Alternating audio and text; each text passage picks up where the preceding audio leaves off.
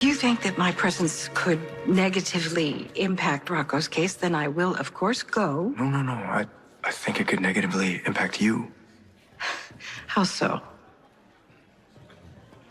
I don't know, Laura, you were a no-show at the debate because of everything that's been going on with Rocco. Ezra Boyle's flapping his gums all around town to every media outlet he can find, saying you're going to use your position to fix things for your grandson. Oh, boy. I see. So you're afraid that if the voting public sees me here supporting my grandson, that it will cost me the election. I just don't think it's going to help. I don't care. I don't know. Well, let me just say, I love my job. I love it, and I don't want to lose it. But for me, family comes first. Look, the last thing that Rocco needs is people thinking that Dante's giving preferential treatment to his son. He shouldn't need preferential treatment anyway. Rocco's a minor. No one was hurt, nothing was damaged. He shouldn't get more than a slap on the wrist. And he probably won't. Good. Because anyone with a brain can see he's being used as a scapegoat by one of his grandmother's political opponents. I mean, you can all see that, right? Yeah, we can see that. And we might have been able to look the other way altogether if Rocco hadn't been found in the lab with the key fob in his pocket. Exhale. Look, when the dust settles, Rocco's probably only looking at, like, community service. Okay.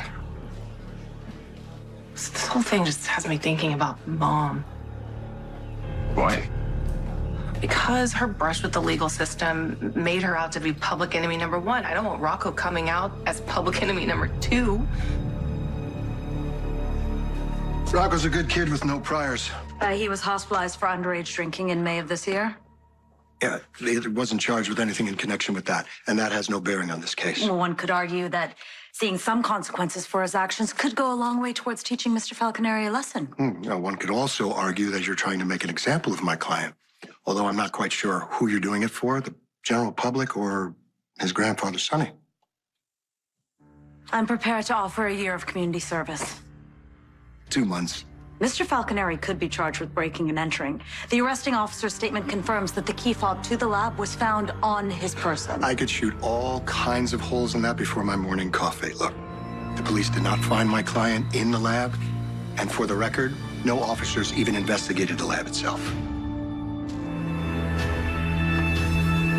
6 months community service. Take it or leave it. You're in the home stretch of this thing here. You got to win this election. This city needs you to win this election.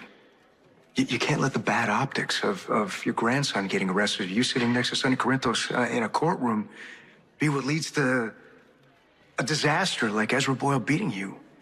Yeah, I don't want that to happen either, but Rocco is being dragged before a judge today. Right, yeah, but maybe we've got this thing bargained down to a misdemeanor, maybe even less. Well, that's good to know. Look, I really appreciate you being concerned about me. I do. But the thing is, how will Rocco feel if he walks into that courtroom and I'm not there?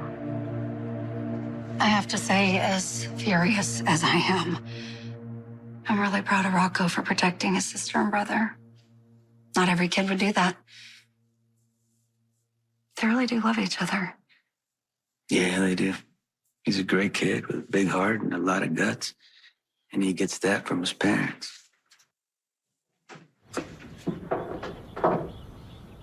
All right, Rocco. You ready to go to court? Can't be late. Okay. Good luck. It's gonna be fun. Okay. Come on, honey.